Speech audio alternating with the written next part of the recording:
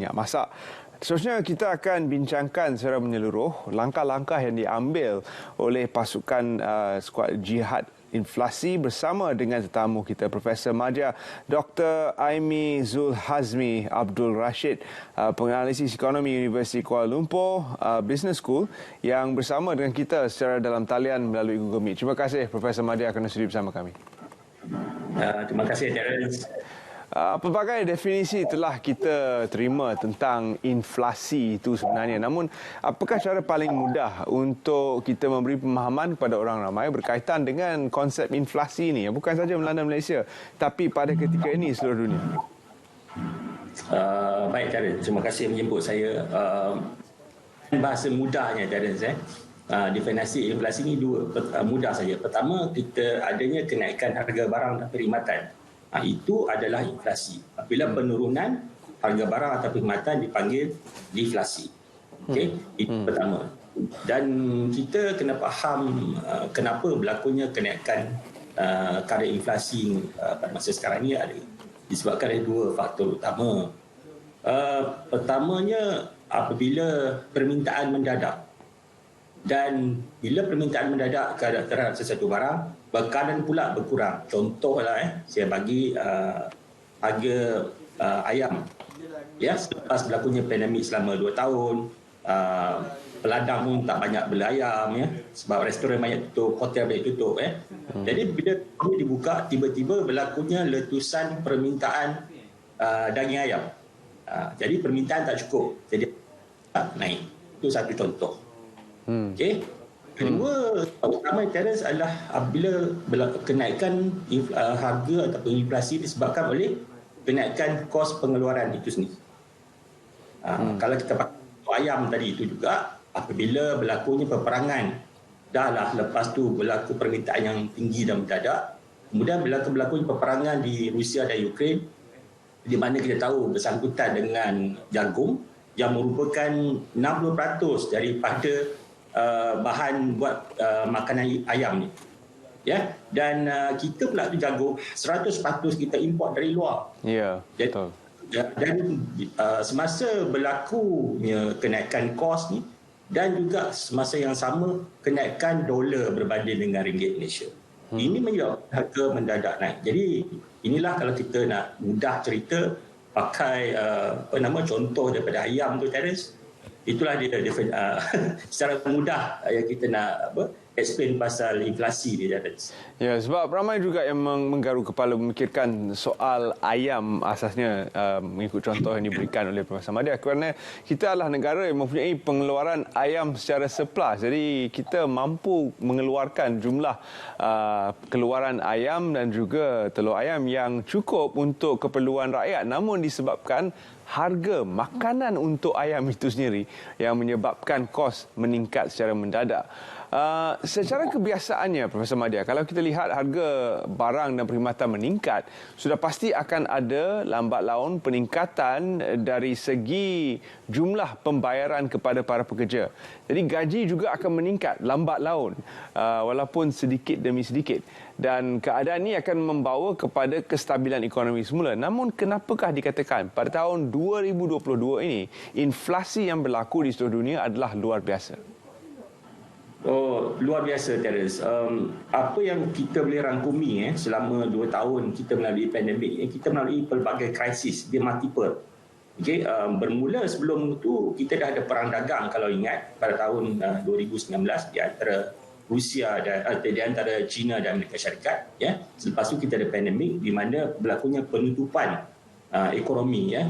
Pelbagai sektor bermula dengan China, di mana China kita merupakan kilang terbesar dunia lah, ya. Dia menyalurkan kira 1/3 barang kilang dunia ini dibuat daripada China. Jadi selain daripada krisis itu, kita juga mudahnya mempunyai krisis kesihatan, ya, menyebabkan ramai tak boleh keluar, kilang tutup dan sebagainya seperti saya kata tadi. Dan ditambahkan pula kita bila baru aja nak buka ekonomi ni pada tahun lepas, ya, kita pun buka pada 10 Oktober. Kemudian berlakunya pula peperangan di Eropah Timur, di mana keadaan geopolitik ini telah memberikan kesan yang tidak baik. Dia multiply the effect. Dia memberikan sesuatu yang kita tidak mahu, dan ini menyebabkan keadaan tidak terkawal. Dan kita biasanya apabila berlaku, kita tahu semasa tahun 2000 dan 2021, ramai termasuk negara kita juga, kerajaan memberikan dasar fiskal yang banyak, membelanjakan wang untuk menyokong seperti 530 bilion dalam 5 jenis pelbagai program dan sebagainya. Tetapi patutnya ekonomi itu mula dibuka kembali, tetapi apabila berlakunya perang dagang, ini adalah sesuatu yang di luar jangkauan, dan kita dapati kadar inflasi tiba-tiba mendadak, disebabkan oleh kedua faktor yang saya cakap tadi. Pertama, permintaan yang mendadak. Kedua, kenaikan kos pengeluaran itu sendiri. Jadi ini sesuatu yang unprecedented, Dan dulu kita pernah ada krisis tahun 1997, hanyalah krisis mata wang. Ini dia sampaikan di mana-mana pun negara dunia sekarang ni, kerajaan masing-masing melihat pada menaikkan kadar faedah.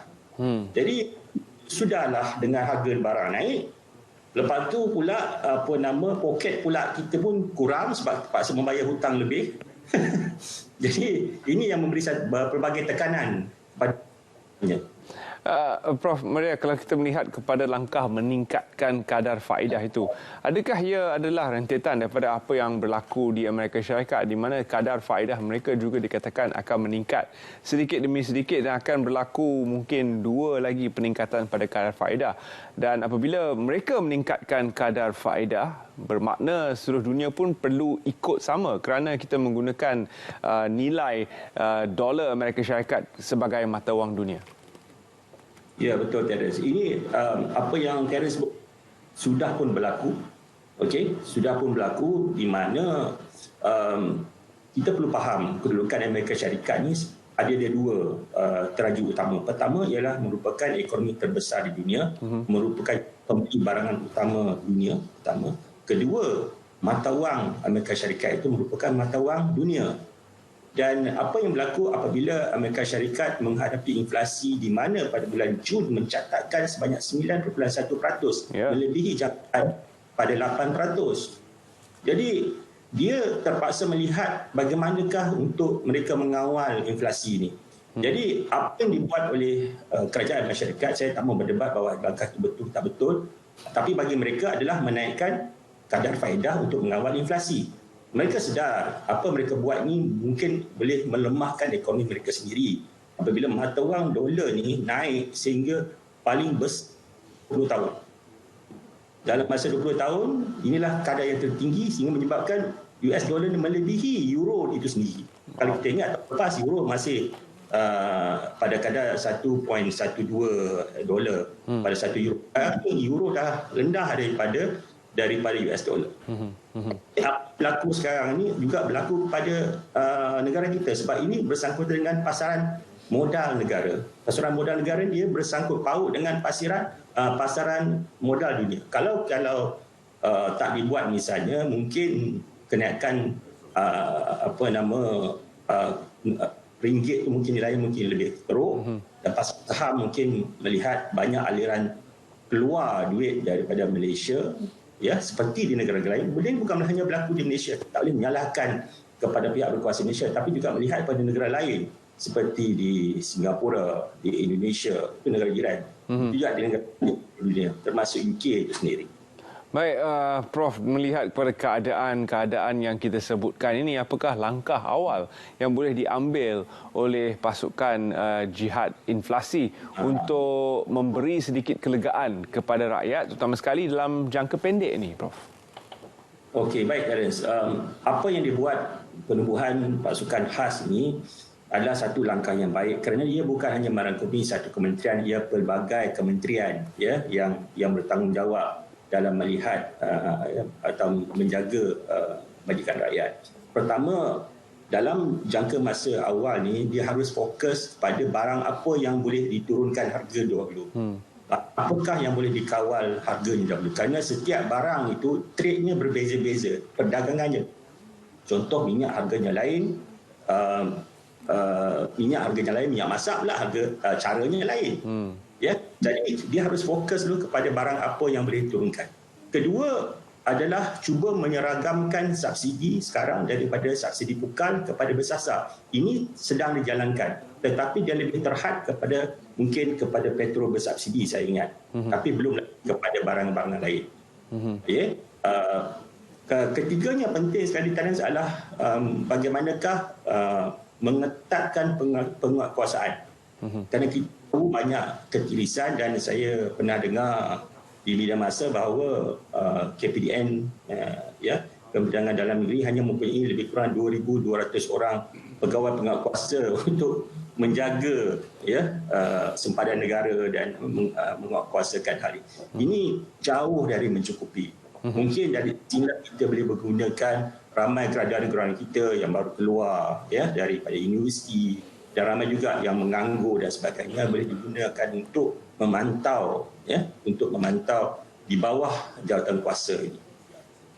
Baik, Prof, apakah pula langkah jangka panjang yang boleh kita ambil apabila kita melihat negara-negara jiran seperti Singapura yang ketika musim lockdown COVID, mereka telah pun mengorak langkah untuk menambah bekalan makanan yang boleh mereka dapatkan sendiri dengan menambah warehouse dan menambah hydroponic farming yang membantu untuk meningkatkan jumlah bilangan tanaman yang boleh digunakan oleh rakyat Singapura itu sendiri. Namun di Malaysia kita masih ada kebimbangan dari segi bekalan. Beras pun kita masih hanya mencapai sehingga 70 ataupun 80%, dan jumlah bekalan untuk protein seperti daging adalah jauh di bawah 20%. Jadi adalah sesuatu yang sangat membimbangkan, Prof. Bagaimana untuk kita tingkatkan kedaya upayaan kita menambah bekalan makanan dan memberi keselamatan dan jaminan keselamatan makanan untuk rakyat selanjutnya. Baik, Terence. Kalau pasukan khas yang telah dibuatkan adalah pasukan ini juga boleh melihat dari segi dasar jangka panjang. Suka saya cadangkan kepada pasukan jihad ini adalah pertamanya kita harus fokus kepada supply chain ataupun rantaian bekalan setiap barangan ataupun barang-barang yang disubsidi dan diletakkan di bawah kawalan kerajaan. Jangan biarkan kuasa pasaran terlalu lama. Mungkin ada kartel yang telah mengawal harganya sudah sekian lama. Dan setiap, seperti saya katakan tadi, setiap supply chain, setiap barangan itu mempunyai trade-nya sendiri. Seperti minyak masak berbeza dengan minyak petrol. Itu juga dengan misalnya bawang, daging kita sebutkan. Kita mempunyai banyak kawasan, tapi kita mengimport sehingga 80% daripada daging luar negara. Inilah yang dimaksudkan seperti di Singapura, di mana kita seharusnya di bawah jawatan kuasa ini mewujudkan apa yang dia katakan food bank jangka panjang. Berapa lama sekiranya kita boleh bertahan tanpa perlu mengimport. Kita mungkin boleh melihat dasar seperti yang dibuat oleh Bank Negara, di mana kita sekarang mempunyai reserve sebanyak 110 bilion US dollar oleh Bank Negara untuk membantu pengimportan barang Malaysia dan sebagainya. Itu boleh dilihat juga dari segi aspek kewangan. Bagaimana pula dari aspek makanan itu sendiri, Terence. Jadi di sinilah kita membuat polisi dan sebagainya, mencadangkan kepada kabinet, kepada parlimen dan sebagainya, mewujudkan food bank negara di bawah Kementerian Dalam Negeri misalnya, dan bagaimanakah benda ini boleh diwujudkan dengan lebih jangka panjang, dalam masa jangka panjang, dan tidak membebankan mana-mana pihak. Jadi banyak sebenarnya yang boleh dibuat oleh jawatan kuasa ini. Dan saya suka dengan apa yang berlaku, kerana menunjukkan kerajaan memang prihatin dan mengambil maklum apa yang berlaku on the ground. Apa yang kita mahukan itu harus dikemaskan lagi, difokuskan lagi, supaya kita boleh mendapat manfaat yang lebih. Utamanya untuk rakyat.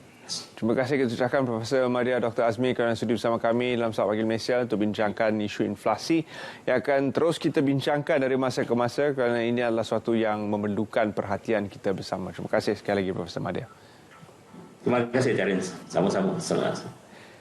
Dan seterusnya kita